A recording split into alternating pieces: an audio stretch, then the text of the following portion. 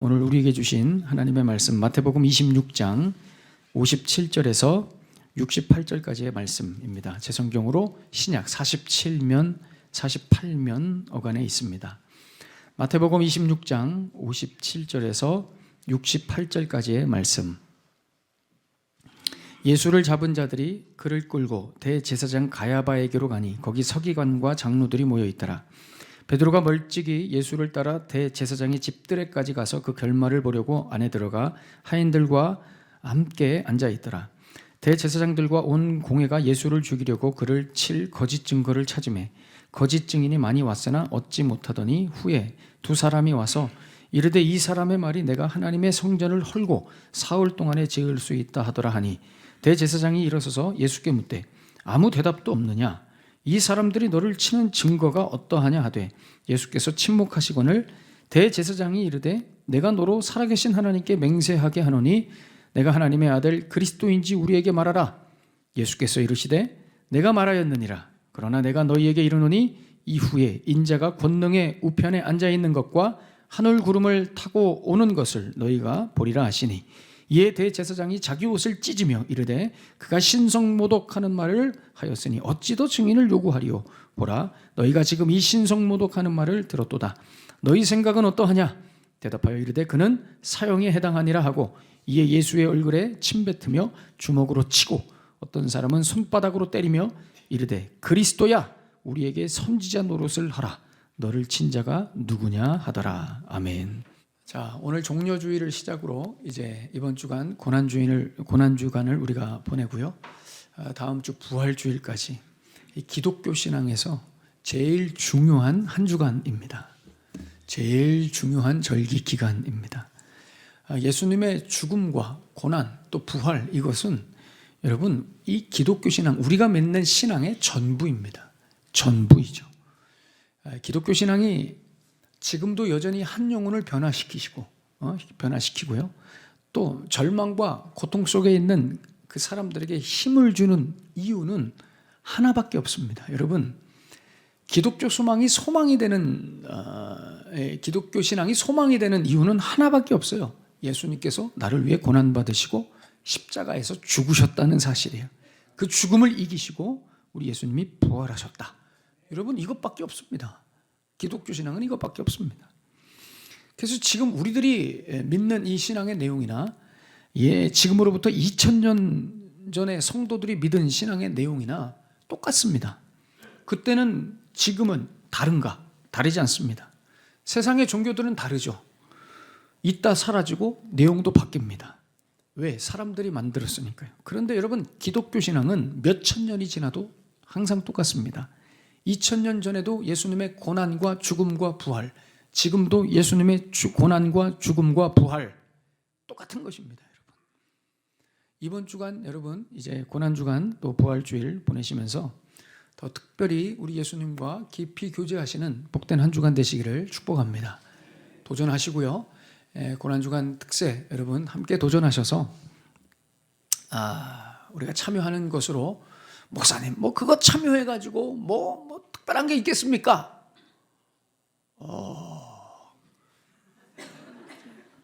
그렇게 얘기하시면 할 말 없지만 그럼 안 참여한다고 특별한 게 있습니까?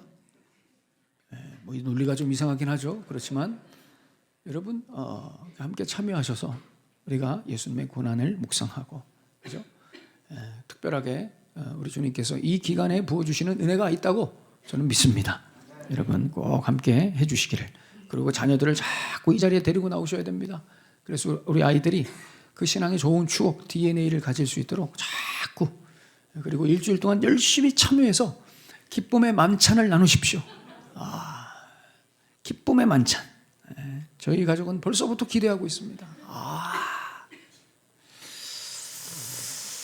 이제 아이들이 더 많아지면 이것도 못합니다. 그죠? 예산의 한계가 있어서 지금은 충분히 할 수 있습니다. 그래 여러분 다 참여하셔서 우리 애들 참여시키셔서 꼭 부활주일에 치킨 파티하게 되시기를 축복합니다. 아멘. 자, 오늘 본문에 보시면 예수님께서 사람들에게 재판을 받습니다. 다른 말로 심판받죠. 이 말부터가 벌써 넌센스입니다. 그죠? 보통은 하나님이 인간을 재판하죠. 심판하죠. 유죄냐 무죄냐 하나님이 결정하십니다. 그런데 오늘 사람이 하나님이신 예수님께 유죄냐 무죄냐를 결정해 줍니다. 이게 뭔가 이상해도 한참 이상한 거예요. 먼저 오늘 이 예수님을 재판하는 이 집단을 한번 살펴보겠습니다. 누가 지금 예수님을 심판하고 재판하고 있습니까? 그렇습니다. 소위 우리가 잘 알고 있는 산헤드린 공회라고 하는 당시에 최고의 사법 기구였던 이 산헤드린 공회가 예수님을 오늘 재판합니다. 이 산헤드린 공회는 사두개인들과 이 바리새인들 총 71명이 구성되어 있는 71명으로 구성되어 있는 이 유대 사회의 최고 사법 기구였습니다. 지금으로 말하면 헌법재판소 같은 그런 기구입니다. 이 산헤드린이 언제 생겼냐면 이 로마의 이 폼페이우스라고 하는 장군, 여러분들이 뭐 들어보셨을 텐데 폼페이우스라고 하는 장군이 이제 BC 63년경에 예루살렘을 함락하죠. 그때부터 이제 로마가 이 예루살렘을 통치하기 시작하는 거예요. 그때 폼페이우스 밑에 있었던 가비니우스라고 하는 사람이 있는데 이 사람은 원래 시리아 지역의 총독이었습니다. 근데 이 사람이 이제 폼페이우스가 명령을 한 거예요. 네가 예루살렘까지 좀 관리해라. 그래서 이 가비니우스가 이 시리아 지역도 다스리는데 이 예루살렘까지 다스려야 되니까 좀 버겁잖아요. 그래가지고 이 예루살렘에 소위 말하는 지도자들처럼 이렇게 보이는 그런 사람들을 모아가지고 너희들끼리 이 좀 의회를 만들어라. 그래서 이 유대 사회를 좀 다스려라. 이렇게 해서 만들어진 게 여러분 산헤드린 공의회입니다. 그때부터 이 산헤드린 공의회가 막강한 절대 권력을 가지고 유대 사회의 모든 일들을 치리합니다. 법적인 판단을 내려주는 겁니다. 근거가 뭘까요? 아이러니하게도 율법입니다. 모세의 율법을 가지고 사람들의 모든 삶을 다 일일이 판결을 내려주는 것이죠. 그래서 율법 어기면 재판하고, 그죠? 벌 내리고, 페널티 주고, 심지어 사형까지 내릴 수 있습니다. 사형까지. 그러니까 절대 권력입니다. 엄청난 힘이죠. 그런데 요한복음 18장 31절에 보시면 이런 구절이 있어요. 빌라도가 이르되 너희가 그를 데려다가 너희 법대로 재판하라. 유대인들이 이르되 우리에게는 사람을 죽이는 권한이 없나이다 하니라고 말씀합니다. 여기 보면 빌라도가 그 예수님을 재판하는 그 상황에서 야, 이 예수는 너희가 너희 법대로 재판해라. 이러니까 이 종교인들이 우리는 사형의 권한이 없습니다. 이래요. 여러분 정말 사형의 권한이 없었을까요? 그렇지 않습니다. 얼마든지 사형 내려서 죽일 수 있었어요, 예수님을. 왜냐하면 당시에 여러분 요한복음 8장에도 보시면 간음한 여인이 있었죠. 그 간음한 여인을 광장에 끌어내려서 산헤드린 공회에서 돌로 쳐 죽이라고 했잖아요. 그때 예수님이 중재하셔서 그 여인이 죽지 않았죠. 죽어야 되는데 죽지 않았어요. 또 이 사도행전 6장에 보시면 스데반 집사님이 돌로 죽죠. 맞아 죽습니다.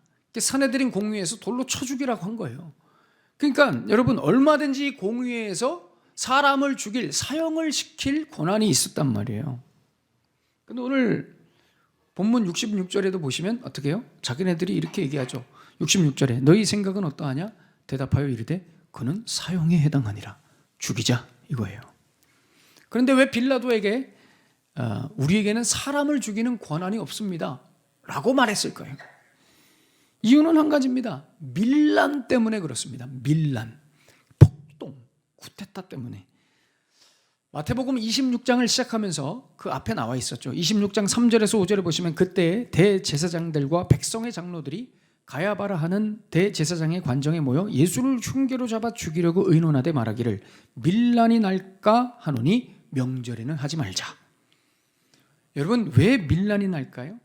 밀란이 나는 이유는 당시에 그만큼 백성들이 이 종교인들에 대해서 신뢰를 하지 않았다는 겁니다. 소위 대제사장, 바리새인들, 이 서기관들, 이 사두개인들 이미지가 안 좋았다는 것이죠. 왜냐하면 이 종교인들의 부정부패가 너무 심했다는 거예요. 이 산헤드린 회원은 여러분 종신직입니다. 종신직 그리고 세습직입니다. 한번 사내들인 공의회 회원이 되면 평생 하고 자식에게도 물려줄 수 있어요.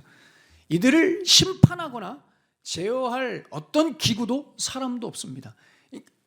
그러니까 강력한 절대 권력을 가지고 있는 거예요. 더군다나 로마가 뒤에서 다 봐주죠. 그러니까 온갖 부정으로 부를 축적합니다. 막강 권세로 종교인들임에도 불구하고, 저처럼 종교인임에도 불구하고 다들 너무 잘 살아요. 아주 중요한 교훈이죠. 종교인들이 잘 살면 이 백성들이 신뢰를 하지 않습니다. 네, 아멘. 저 혼자 아멘한 겁니다. 이거는. 목사님 평생 가난하셔야 됩니다. 그렇다고 여러분들이 그렇게 얘기하지는 마십시오. 그거는 저의 신앙 고백이고 결단이고 싶습니다. 종교인들이 너무 잘 사니까, 얼마나 잘 사냐, 사진에 보시면 가야바, 오늘 대제사장의 가야바의 집입니다.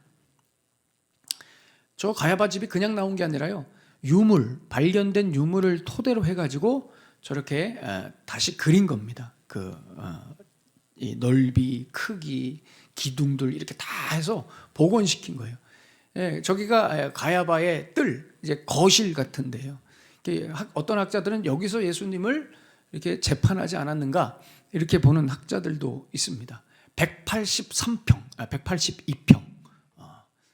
저 좁은 성내에서 182평 상상이나 해보셨습니까, 여러분? 182평입니다.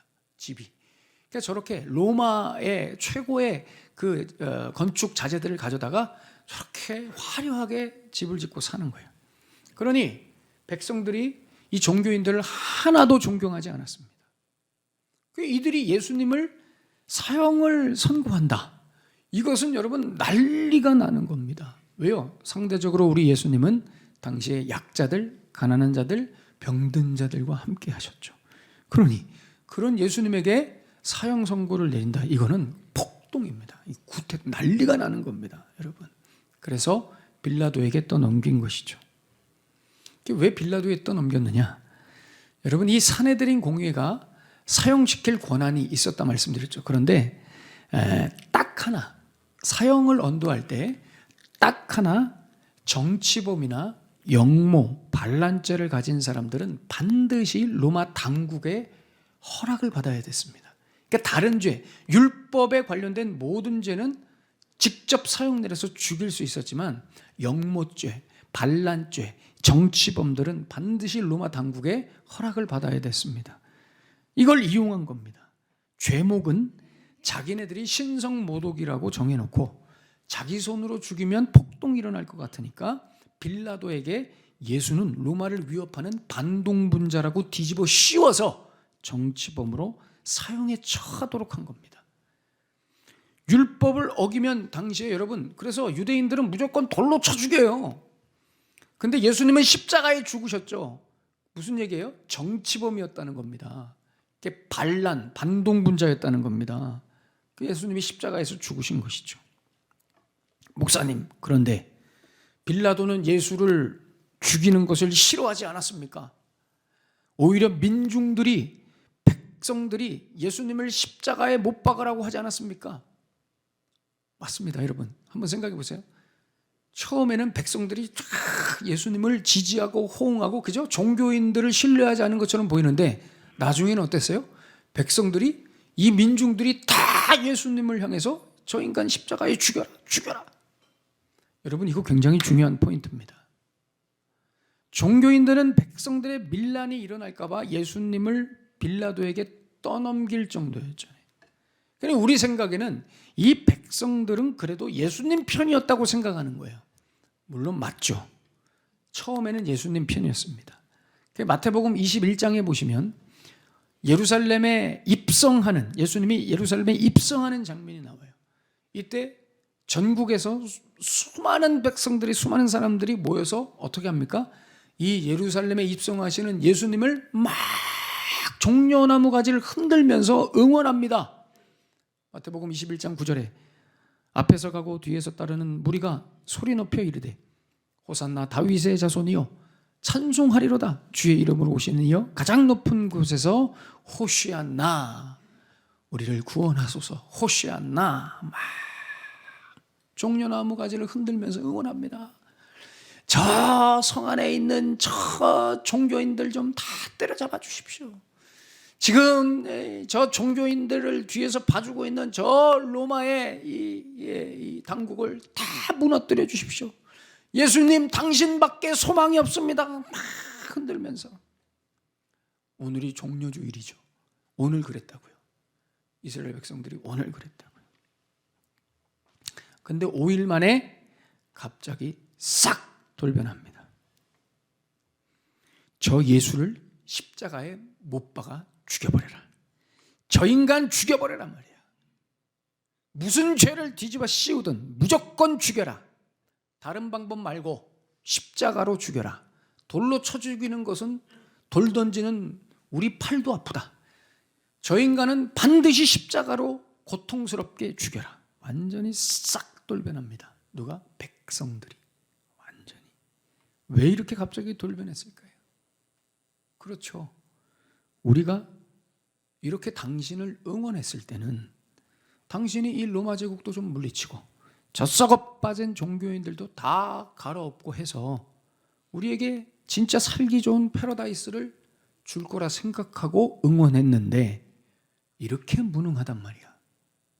어떻게 저렇게 무능하게 종교인들에게 끌려다니다가 결국 빌라도 옆에 저렇게 무기력하게 서 있는다고? 그 백성들이 그 울분이, 그 배신감이 폭발한 거예요. 세상에 믿을 놈 하나 없다 이거죠. 저거 가짜였구만. 저 사기꾼이었구나. 저 너무 괘씸한 거예요. 이 예수가 어떻게 저렇게 무능할 수 있느냐 말이에요. 우리의 기대를 외면하고 배신할 수 있냐 말이에요. 그래서 여러분, 이게 예수님이 처형되신 결정적인 이유입니다.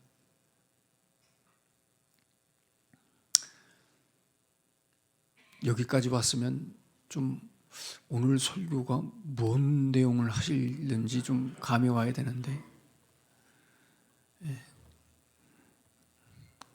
그냥 여러분 들으시고요. 끝날 때쯤에 뭐 이렇게 좀 결론이 나지 않는가 싶습니다. 여러분, 그래서 예수님의 죄를 잘 보세요. 오늘은 제가 여러분들에게 무슨 적용점을 강력하게 얘기한다기보다는 예수님의 그 십자가 죽음을 좀 생각하려고 하는 거예요. 여러분, 예수님의 죄목을 한번 볼까요? 예수님은 뭔 죄로 돌아가셨느냐? 첫 번째, 참 물론 이 예수님이 이런 죄가 있다는 것 말을 자체도 재밌죠.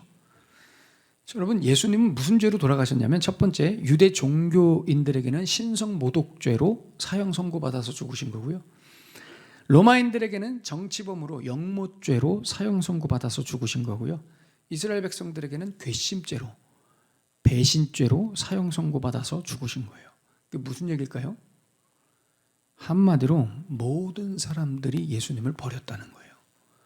모든 부류에게 예수님이 버림받으셨다는 거예요.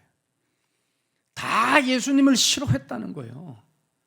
아무도, 단 한 사람도, 그 어떤 사람도 예수님을 위해 변호해 주거나 도와줄 사람이 전혀 없었다는 거예요. 그렇게 따라다녔던 제자들도 병 고침 받고 먹을 거 얻어먹고 그렇게 사랑받았던 무리들도 예수님을 싫어한 정도가 아니라 저 인간 잡아 죽이라고 저주한 거예요. 전 인류에게 버림받았단 말이에요. 그 안에 누구도 있어요? 우리도 있죠. 우리도 있었어요. 그리고 어쩌면 지금도 우리는 그 안에 있는지도 모르겠어요. 여러분이 이 포인트를 잘 기억하셔야 됩니다. 여러분, 곰곰이 한번 생각해 보죠. 사람들이 왜 이렇게 예수님을 싫어했을까요? 빌라도는 좀 빼죠. 왜냐하면 빌라도는 이용당한 거니까 빼고, 하나님을 믿고 하나님을 사랑한다 하는 선민, 이 유대인들은 왜 이렇게 예수님을 싫어했냔 말이에요. 이유는 한 가지예요.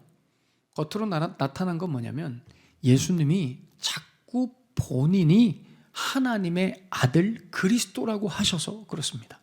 문제는 이 단어예요. 하나님의 아들 그리스도. 이것만 끝까지 우기지 않았어도 예수님은 좀 다른 판결을 받았을 수도 있어요. 그렇게 고통스럽게 죽지 않으셨을 거예요. 그런데 예수님은 끝까지 이것만 우기셨습니다. 내가 하나님의 아들 그리스도다. 내가 마시아이고 내가 메시아고 내가 그리스도다. 여러분, 이 세 가지는 같은 단어입니다. 구약에서 그리스도를 마시아라고 하고 마시아흐라고 하고 헬라 말로 크리스토스가 마시아흐입니다. 기름 부음 받은 자. 그리고 영어로 메시아. 다 똑같은 단어입니다, 여러분.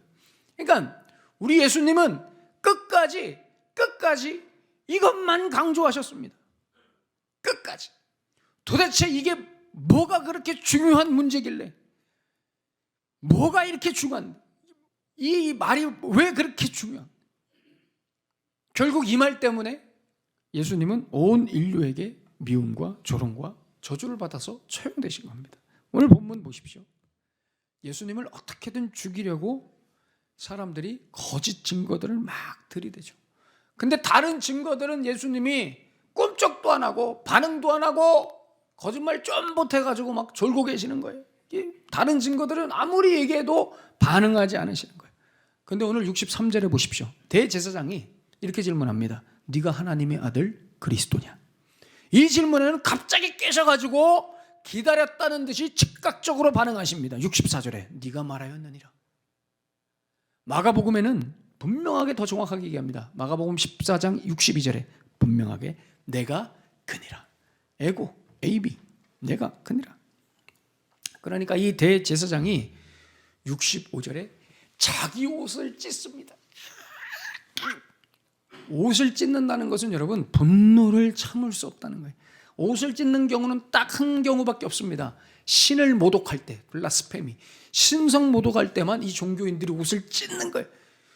어떻게 니까지 께 하나님의 아들이고 그리스도냐 말이에요. 어디 감히 하나님의 아들을 운운하며 그리스도 메시아라고 하느냐 말이에요. 블라스페미, 불경하다, 불경하다. 어떻게 너 따위가 하나님의 아들이며 그리스도냐? 부들부들 떨며 분노합니다. 여러분, 이게 얼마나 웃긴 장면인지 한번 생각해 보십시오. 신 앞에서, 하나님이신 예수님 앞에서 신성 모독을 외치며 옷을 찢습니다. 마치 자기들은 절대적으로 하나님 편에 있었던 것처럼, 자기들이 하나님을 지켰던 자들인 것처럼, 그동안 하나님만을 위해서 살았던 인간들처럼 행동합니다. 누구 앞에서? 하나님 앞에서. 이게 여러분 얼마나 웃긴 장면인가 한번 생각해 보셔야 돼요. 여러분, 이 인간들이 왜 이렇게 부들부들 떨었어요? 왜 이 사람들이 예수님이 메시아이신 것을, 그리스도이신 것을 못 받아들였어요? 왜 하나님의 아들 그리스도라고 하니까 부들부들 떨었어요? 그렇습니다. 너는 우리가 알고 있는, 우리가 정한, 우리가 생각한 그 메시아 그리스도 하나님의 아들이 아니라는 거예요. 하나님의 아들이면, 메시아면 네가 그렇게 행동해서는 안 된다는 거예요. 우리들한테 그렇게 하면 안 된다는 거예요. 우리들을 지지해 줘야지. 우리들이 원하는 것을 해줘야지. 메시아라 하면 구약에서 예언된 대로 구약의 영웅들인 아브라함, 모세, 엘리야, 다윗, 이 슈퍼 인간들이 다 짬뽕된 완전체로 이 땅에 와서 우리가 원하는 것을 해줘야지. 우리의 기득권을 지켜주고 우리의 나라를 세우는데 지지해주고 도와줘야 되는데 기껏 한다는 소리가 성전 무너진다 소리나 했었고, 감히 우리 종교인들에게 독사의 새끼들아 라는 욕을 하지를 않나. 최고 권력기관이자 사법기관인 이 사내들인 공회를 우습게 보는, 이 메시아가 아닌 거예요. 하나님의 아들이 아닌 거예요. 여러분, 이들에게 있어서 신성 모독은 뭡니까? 그렇습니다. 우리 밑으로 안 들어왔다 이겁니다. 내 밑으로 안 들어왔다 이거죠. 우리가 기대하고 기다렸던 그리스도 메시아의 모습이 아니라 이거예요. 나를 대적하고 내 기득권을 대적하고 내 삶을 대적하고 내 인생에 하나 도움 안 되는 니까지 게 무슨 하나님의 아들이냐 이거예요. 내가 사랑하고, 이게 얼마나 좀 가식적이고 무지한 건지, 내가 사랑하고 내가 믿는 하나님은 너 같은 아들을 두신 적도 없고 너 같은 그리스도 메시아를 내게 보내실 리도 없다. 이게 여러분 최고의 종교 지도자들의 믿음이었습니다. 다 자기 판단이죠. 자기 판단. 이게 얼마나 여러분 말도 안 되는 장면인지 아십니까? 인간이 하나님을 신성 모독죄로 죽입니다. 다시 인간이 하나님을 신성 모독죄로, 눈앞에 있는 하나님께 이렇게 얘기하는 거예요. 너는 내가 사랑하고 경배하고 내가 목숨 걸고 믿는 하나님을 모독했어. 이거예요. 하나님께. 도대체 이들은 어떤 하나님을 믿고 있는 거예요? 어떤 하나님을? 이게 여러분 얼마나 말도 안 되는데. 여러분 여기에 정말 중요한 교훈이 있습니다. 그게 뭐냐? 인간은 사실 하나님이 누구신지 별로 관심이 없다는 말이에요. 하나님이 누구신지, 메시아가 누군지, 그리스도가 누군지, 뭐 하는 존재인지 별로 관심 없다는 거예요. 하나님의 아들이건 메시아건 그리스도건 관심 없어요. 하나님이면 어떤 하나님에 관심이 있느냐? 늘 사람들의 관심은 나와 내 것을 인정해 주는 하나님이냐 이거예요. 내 삶을 존중해 주냐, 나에게 도움이 되냐, 이게 중요한 거예요. 이것에 따라 하나님의 아들도 그리스도도 메시아도 인정되는 거예요. 이걸 여러분 뭐라고요? 이걸 신성모독이라고 하는 거예요. 이걸 신성모독, 다른 말로 우상숭배라고 하는 거예요. 우상숭배. 여러분 많은 분들이 교회 다닐 때 어떤 교회를 찾느냐면, 많은 분들이 설문조사하면 이렇게 얘기해요. 저는 복음적인 교회를 찾아요. 저는 설교 시간에 딴소리 하지 않고 예수님의 복음만 이야기하는 교회를 찾아요. 근데 그분이 선택한 교회는 설교 시간에 딴소리만 하는 교회를 찾아요. 왜 그럴까요? 왜 그럴까요? 사람들은 복음에 그렇게 관심 없어요. 복음을 뭐라고 생각하냐면 나를 지지해 주는 것을 복음으로 생각하는 거예요. 그러니까 설교 시간에 하나님의 아들 예수 그리스도 메시아 복음 설교 텍스트 계속 얘기하면 계속 졸다가 한 10번 졸다가 다른 교회 가는 거예요. 복음만 얘기하는. 어떤 분들이 겁도 없이 저한테 그렇게 얘기해요. 목사님 복음만 얘기해 주세요. 저랑 약조하셔야 돼요. 복음만 얘기할 테니까 절대 교회에 옮기지 않기. 정말 여러분 복음만 원하신다고요? 복음이 뭔데요, 여러분? 우리가 생각하는 복음은 늘 우리 현실과 묶여 있다고요. 뭔가 지금 당장 내 감정이나 기분에 카타르시스를 느껴야 복음이라고 생각한다고요. 자꾸 이렇게 하나님의 아들 예수 얘기하면 졸다가 집에 가죠. 집에 가서 생각해 보면 오늘은 좀 은혜가 안 됐어. 은혜가 당연히 안 되죠. 예수님 얘기만 하니까. 이걸 뭐라고 한다고요? 이걸 블라스페미, 신성모독이라고 한다고요. 우상숭배. 예수님 당신은 누군지 중요하지 않아. 나를 위해 존재해야 돼. 당신은 누군지, 당신 누군지는 사실 뭐 그렇게 크게 관심이 없어. 내 삶을 위해 뭔가를 해주시라는 거예요. 도대체 신이라는 존재가 뭐 하는 거냐 말이에요. 이거 하나 해주지 않고 힘써주지 않고 신이면 신답게 행동하라 이거죠. 이게 우리의 요청입니다. 우리도 한번 여러분 솔직하게 속으로 생각해 보죠. 여러분 삶에 아무것도 해주지 않으시는, 아무런 도움도 주지 않으시는 예수님이 오셔서 하나님의 아들이시오, 그리스도시오, 메시아, 내가 너의 메시아고 그리스도고 하나님의 아들이다, 이렇게 얘기했을 때 관심 있어요, 없어요? 없어요. 죄사함, 구원 별로 관심 없어요. 하나님의 아들이라고요? 메시아라고요? 관심 없어요. 메시아고 하나님의 아들이고 그리스도면 좋다 이거예요. 이거 해보세요. 자, 제 병 보이시죠? 고쳐주세요. 보이란 말이에요. 내 지금 하고 있는 일 한번 잘 되게 해보세요. 당신이 정말 하나님의 아들이거든, 메시아거든, 그럼 이 문제를 좀 해결해 줘 보세요. 우리 가정, 우리의 자녀들 해보시란 말이에요. 돈 좀 잘 벌게 해주세요. 제 돈 때문에 아주 힘들어 죽겠어요. 이번에 우리 아이 이제 고3 수험생이에요. 당신이 메시아거든, 그리스도거든, 우리 아이 좋은 대학에 한번 보내줘 보세요. 제가 이런 얘기할 때마다 이 성도님들이 우리 목사님은 왜 우리의 현실을 부정할까? 내 아픔을 외면하시는 걸까? 왜 맨날 저런 설교를 할까?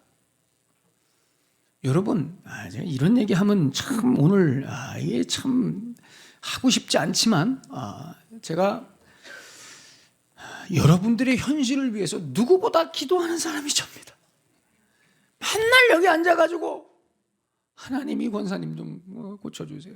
하나님 우리 이 집사님, 이 성도님 사업 좀 잘 되게 해주세요. 하나님 좀 도와주세요.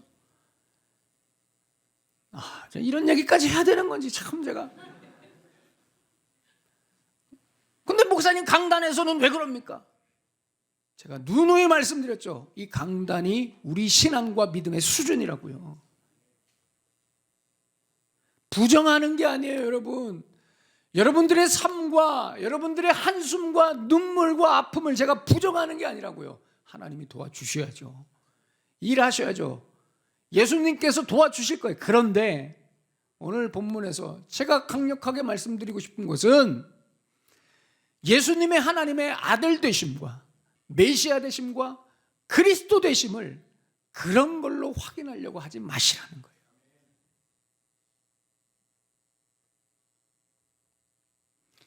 그냥 성경 얘기하면 다 졸다가 하나님께서 여러분들을 도와주실 겁니다 하면 갑자기 눈을 부릅뜨고 이 순복음교회로 다 보내야 돼. 이게. 죄송합니다. 이런 가지 마세요. 이제.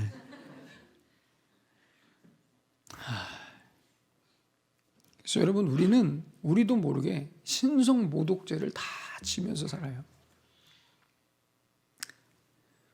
하나님 그런 하나님은 필요 없어요. 하나님의 아들 메시아 예수 자꾸 이럴 필요 없어요. 지금 뭐 해줄 거예요 지금? 그래서 지금 뭐 해줄 거냐고요 하나님. 내 인생을 지지해 주지 않는다면 하나님의 아들이든 메시아든 예수든 관심 없어요. 이게 여러분 진짜 신성모독이에요. 오늘 본문에서 이 신성모독죄의 결과가 뭐였어요? 십자가 처형이었죠. 그럼 원래 이 신성모독으로 십자가 처형된다고 하면 저 십자가 자리에 원래 누가 올라가야 돼요? 늘 신성모독하는 우리가 올라가야 되는 거예요, 여러분. 근데 예수님이 대신 올라가셨다고요. 우리 신성모독죄 대신해서 예수님이 처형되셨어요. 그래서 그 피가 언약 백성들에게 뿌려졌죠.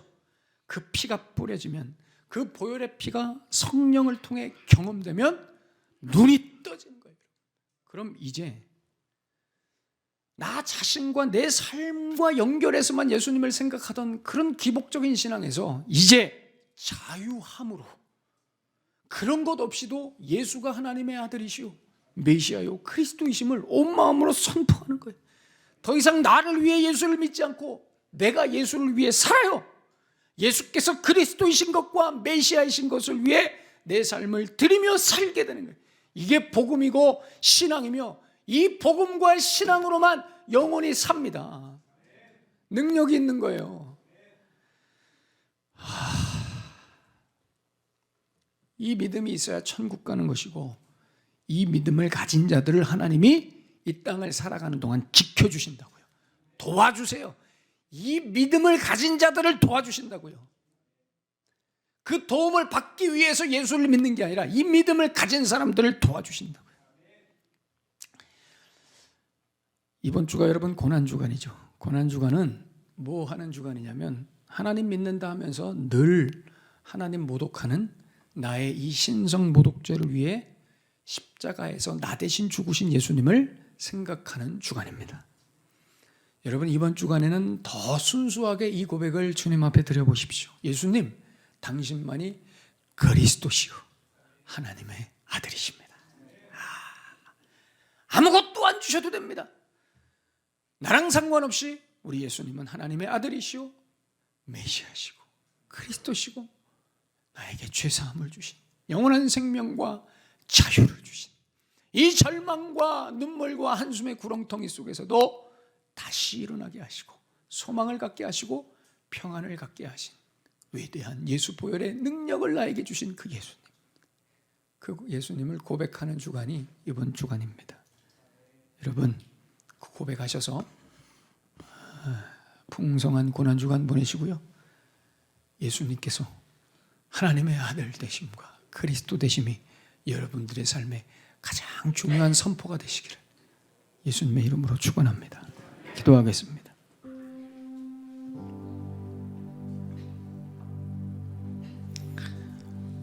한번 생각해 보십시다. 뭐가 이렇게 이게 중요할까요, 여러분? 우리 예수님이 하나님의 아들 되심과 그리스도 되심이 뭐가 그렇게 중요해서 예수님은 다른 데는 반응하지 않으시고 이 질문에만 반응하셨어요. 내가 그니라 네가 말하였도다. 내가 하나님의 아들이요 메시아요 그리스도다. 여러분, 이 문제가 여러분들에게 중요합니까? 이거 없으면 여러분, 하나님과 내가 아무 상관이 없어요. 하나님이 우리를 도와주실래도 도와주실 수가 없어요. 여러분, 옆집 애 도와주십니까? 물론 구호의 관점에서 도와주죠. 내 모든 것을 주면서, 나의 모든 것을 희생시키면서 여러분 옆집 애를 도와주십니까? 무슨 관계인데요? 아무 관계 없잖아요. 하나님과 우리를 연결하는 것은 이거예요. 우리 예수님이 하나님의 아들 되심과 그리스도 되심, 이 고백이 하나님과 우리를 연결시켜요. 이번 주간 우리 더 풍성하게 고백하십시다. 이게 여러분들의 믿음의 상태예요. 예수님, 신성모독죄로 십자가에서 죽으신 예수님, 여전히 신성모독죄를 지으며 살아가는 우리를 위해 죽으신 예수님, 그 예수님 사랑합니다. 찬양합니다. 우리 그 마음으로 오늘 주신 말씀 가슴에 품으시면서 우리 다 같이 기도하겠습니다. 주님 감사합니다. 예수여, 예수여, 예수여, 예수여, 오 예수, 예수님께서 하나님의 아들 되시고 그리스도 되시고,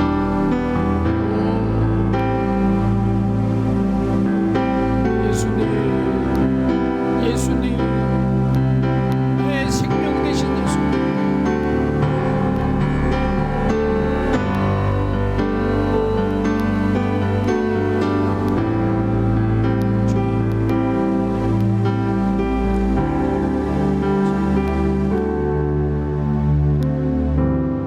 예수께서 이르시되 내가 말하였느니라.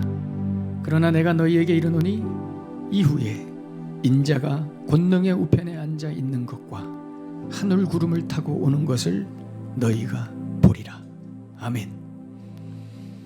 하나님의 아들이시요 그리스도이시요 메시아이신 우리 예수님, 내 생각과 내 욕심과 내 경험과 내 학습된 능력으로 늘 예수님을 판단하며 하나님을 잣대질하며 나에게 유익이 되는 하나님, 내게 무언가를 해주는 예수님만 예수님으로 인정하는 잘못된 이 신성모독죄를 긍휼히 여기셔서 신성모독죄로 나를 위해 십자가에서 죽으신 그 예수님을 늘 바라보며 우리의 평생에 어떤 일이 있어도, 비록 삶이 내가 원하는 대로 되지 않는다 할지라도 우리 예수님만이 하나님의 아들이시오 메시아이시오 그리스도이심을 선포하며 살아가는 우리 원흥성광교회 모든 공동체의 지체들 다 되게 하여 주시옵소서. 예수님의 이름으로 축복하며 기도하옵나이다. 아멘.